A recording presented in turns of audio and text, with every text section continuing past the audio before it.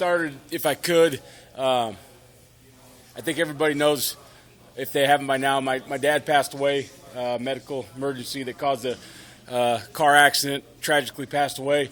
But I want to say thank you to the Husker Nation, including media, fans, colleagues, student athletes, all the coaches around the country, just for the tweets, for the cards, for the texts, and for the kind words. So thank you guys very much. Anybody that sent anything, it meant a lot to me and the family. How have these last couple weeks been for you to try to balance focusing on a season while dealing with all that? Yeah, obviously you don't want things like that to happen. My dad was a football coach for a long time, and I know what he would want me to do. I know what he trained me to be. And so you don't want things like that to happen. Nobody does. But, right now we have a job to do. He would want me to do my job. He wants me to be here for the players and for this program, and that's what I'm going to do. So it's it's never out of the back of your mind, but you got to find a way to get it done. What did you learn from your dad about being a coach? I learned everything, not X's and O's. Those he was a football coach, but when you're young, I don't think X's and O's are that important. But I learned how to be tough. I learned how to be a real guy. I learned how to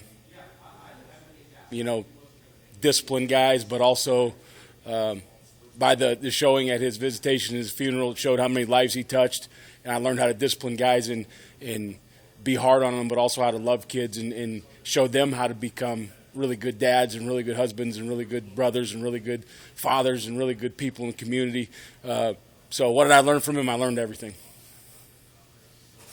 People are coming up to you at the service, former players of theirs or whatever. What did they tell you about how he did impact their lives? It was amazing to see some people that I remember when I was a little guy playing.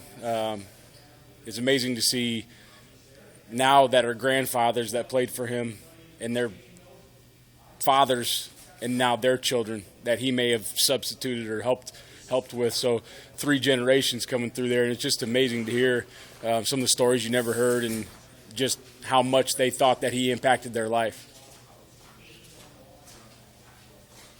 Just with Purdue, unique challenge, 3 quarterbacks that they rotate in times. I guess how different is that in terms of preparing for potentially 3 different looks offensively? Yeah, I think, obviously, Plummer was the quarterback to start the season, so he can operate the entire offense. What he's been doing as of late is a little different than running the whole show, but he's very capable of running the whole show. So I think when he comes in, you have to be ready for everything. I know, some people said, well, they only ran it when he's come in, but he can definitely run the whole show. As if number 12 comes in, he's kind of taken over the Wildcat role as Xander Horvath has been injured a little bit, but I'm sure he can operate, in the pass game as well. So I think you got to understand what they're doing with their piece of the offense now, but you also have to understand that they're real quarterbacks and they can run the whole offense. So we can't just put 11 guys up in the box and defend the run. We got to be ready for them to throw the football and do a lot of different things.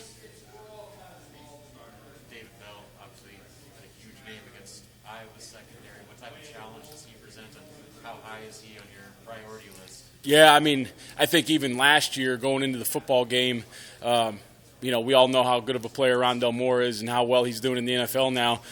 Going into the last year's football game, he was a little banged up, and we thought David Bell was probably the most dangerous target last year with Rondell being a little banged up, which has been exemplified this year, been magnified this year by what he's done. I think he's probably, if not the best receiver in the conference, one of the best for sure, and across the country. So he's fast.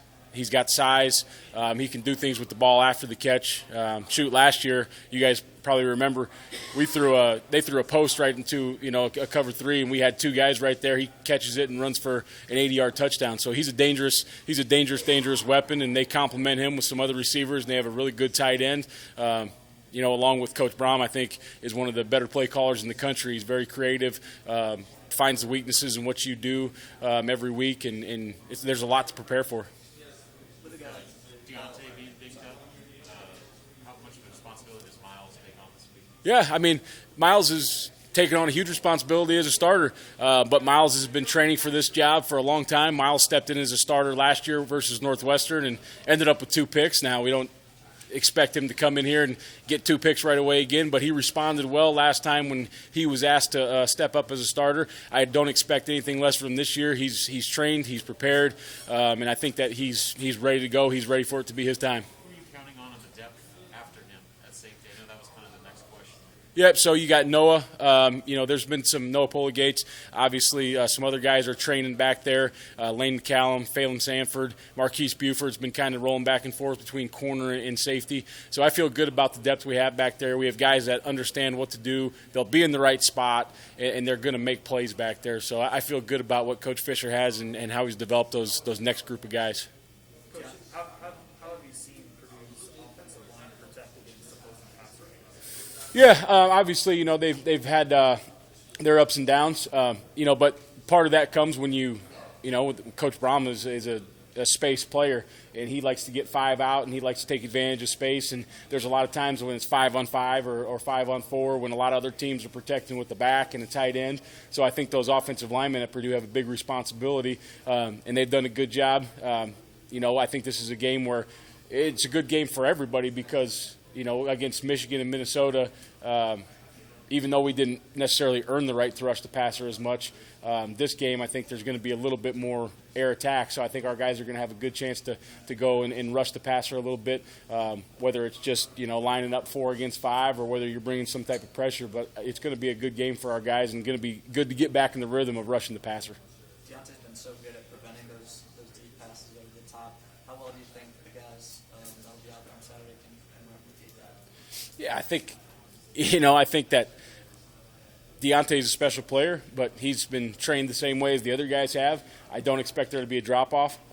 Miles is ready to go. Miles is a really good football player. Miles knows what he's doing. He's got good eyes. He's got good feet. He's a talented football player, so I don't expect any drop-off. And obviously we're watching the film, and we know that these guys are going to take some deep shots, and we've got to be able to hold up against those.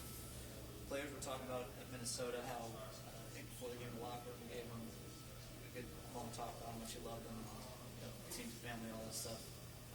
Why did you feel like that was the time to convey that message to them? I just thought a lot of those guys were probably at that point in time. Listen, when death happens, everybody deals with it differently, and we're dealing with 18 to 22-year-old guys. And at that point in time, I'm sure a lot of them didn't know what to say to me or didn't know how to react. And by no fault of their own, some of the spotlight had been shed on that situation.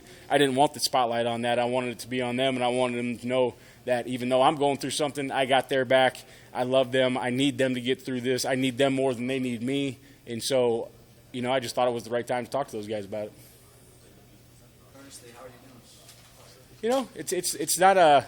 I don't think it's ever going to get better, but it gets easier. So we're doing good. My family's doing good. Trying to take care of Mom, but we're doing good. All good? All right, appreciate it, guys.